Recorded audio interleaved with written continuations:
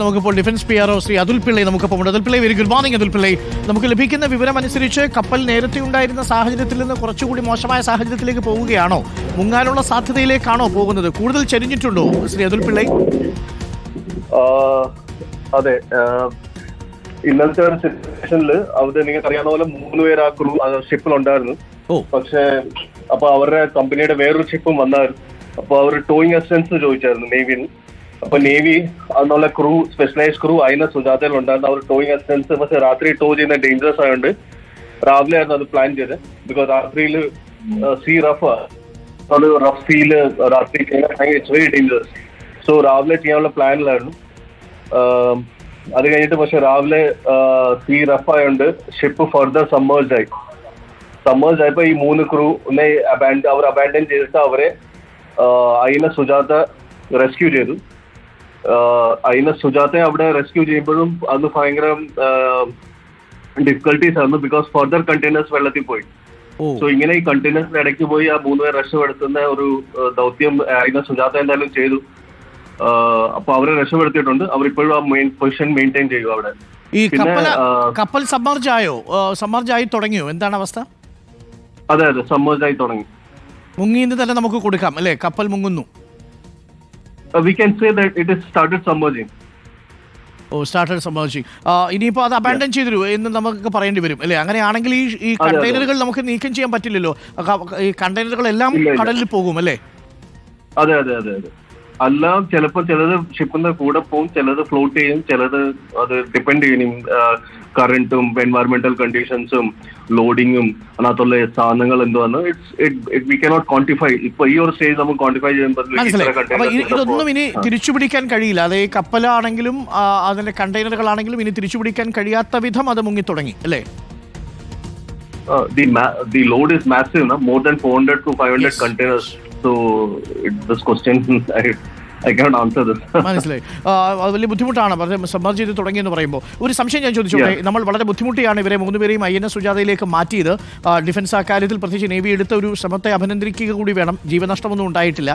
ഇതിനകത്ത് ഇനിയിപ്പോൾ മുങ്ങിക്കഴിഞ്ഞാൽ മറ്റെന്തെങ്കിലും പ്രതിരോധ മാർഗ്ഗങ്ങൾ നമ്മൾ ഉടനടി സ്വീകരിക്കേണ്ടതുണ്ടോ? ഇപ്പോൾ എണ്ണപ്പാടയൊക്കെ സാധാരണ മുംബൈയിലും ചെന്നൈയിലും ഒക്കെ നേരത്തെ ഉണ്ടായ സമയത്തും ഇതേപോലെ പുറംകടലിൽ കപ്പൽ മുങ്ങിയ സമയത്തും ചെറിയ എണ്ണപ്പാടയൊക്കെ വന്നിരുന്നു. മൗറീഷ്യസിലൊക്കെ വലിയ എണ്ണപ്പാട് വരുന്നത് നമ്മൾ കണ്ടു, ശ്രീലങ്കയിലൊക്കെ. അപ്പോൾ അങ്ങനെയുള്ള എന്തെങ്കിലും സാഹചര്യം ഉണ്ടാകുമോ ഇനി? അതിനുവേണ്ടി കോസ്റ്റ് ഗാർഡിന്റെ സക്ഷൻ ഷിപ്പ് പൊല്യൂഷൻ റെസ്പോൺസ് കോൺഫിഗറേഷനിലാണ് പോയേക്കുന്നത്. സോ അതുകൊണ്ട് കോസ്റ്റ് ഗാർഡ് ഷിപ്പ് അവിടെ തന്നെ നിൽക്കും. ഇൻ കേസ് നെക്സ്റ്റ് എന്തെങ്കിലും പൊല്യൂഷന്റെ എന്തെങ്കിലും ഇത് വരുവാണെങ്കിൽ അവർ ആക്ഷൻ ചെയ്യാൻ വേണ്ടി ഓൾറെഡി അവർ റെഡിയാണ്. അങ്ങനെ അവർ പോയേക്കുന്നത് ഇവിടെ നിന്ന്. ആ എക്യുപ്മെന്റ്സ് എല്ലാം കൊണ്ടാണ് പോയേക്കുന്നത് കോസ്റ്റ് ഗാർഡിന്റെ സക്ഷൻ ഷിപ്പ്. ഓക്കെ. ഇപ്പൊ ഈ പുറംകടലിൽ ഇപ്പോഴും കുറച്ചുകൂടി ക്ഷുഭിതമാണ്, റഫാണ് അല്ലേ? ക്ലൈമറ്റ് ഇപ്പോഴത്തെ അങ്ങനെയുള്ള ഒരു സിറ്റുവേഷൻ അല്ലേ? കറക്റ്റ്.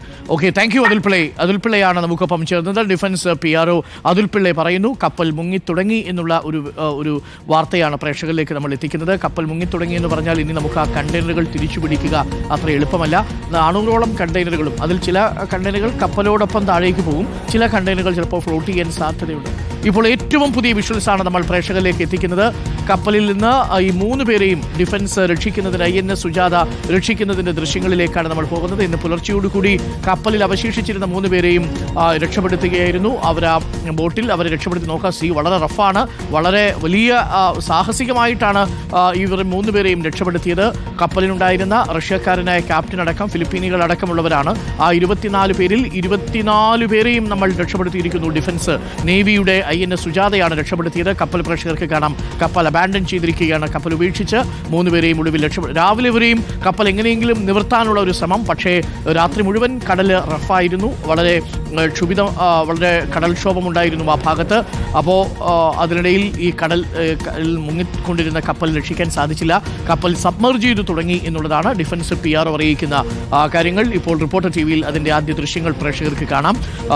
INS സുജാതയിലെ നമ്മളുടെ നാവികർ ഇപ്പോൾ ഇവരെ 3 പേരെയും രക്ഷിക്കുന്നതിൻ്റെ അതിസാഹസികമായ ദൃശ്യങ്ങളാണ് റിപ്പോർട്ടർ TV പ്രേക്ഷകരിലേക്ക് എത്തിക്കുന്നത്.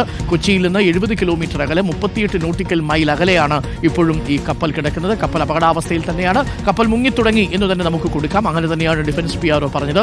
മുങ്ങിത്തുടങ്ങിയ കപ്പലിലെ ബാക്കിയുള്ള കണ്ടെയ്നറുകളും ഒരു പക്ഷേ ഒരുപക്ഷെ അല്ല, പൂർണ്ണമായിട്ടും അത് കടലിൽ തന്നെ പോകാനാണ് സാധ്യത. ആ കണ്ടെയ്നറുകൾ നമുക്ക് പിടിച്ചെടുക്കുക സാധ്യമല്ല. ആ 3 മനുഷ്യരെ പോലും നമ്മൾ രക്ഷിച്ചത് എങ്ങനെയാണെന്ന് നോക്കൂ. എത്ര വലിയ ഒരു ക്ഷോഭമാണ് കടലിൽ നമുക്ക് കാണാൻ സാധിക്കുന്നത്. വലിയ തിരമാലകളുടെ പുറംകടലിലാണെങ്കിൽ പോലും. അപ്പോൾ അതിനിടയിലാണ് നമ്മളുടെ INS സുജാത ഇന്നലെ രാത്രി മുഴുവൻ ഇത് നിരീക്ഷിച്ചു നിൽക്കുകയായിരുന്നു. ഈ കപ്പൽ എങ്ങനെയെങ്കിലും നിവർത്താൻ കഴിയുമോ എന്നുള്ള ആലോചനയിലായിരുന്നു. പുറംകടലിലാണ്, തീരത്ത് നിന്നും ഏകദേശം 70 കിലോമീറ്റർ അകലെയാണ് കപ്പലുള്ളത്.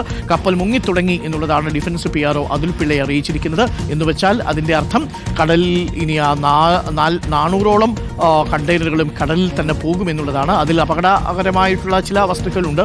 ഏതെങ്കിലും തരത്തിൽ പൊട്ടിത്തെറിക്കുന്നതോ അങ്ങനെയുള്ള വസ്തുക്കളൊന്നും ഇല്ല എന്നാണ് നമുക്ക് അറിയാൻ കഴിയുന്നത്. വിഴിഞ്ഞത്ത് നിന്നും നമുക്ക് കിട്ടിയിരിക്കുന്ന വിവരവും അത് തന്നെയാണ്.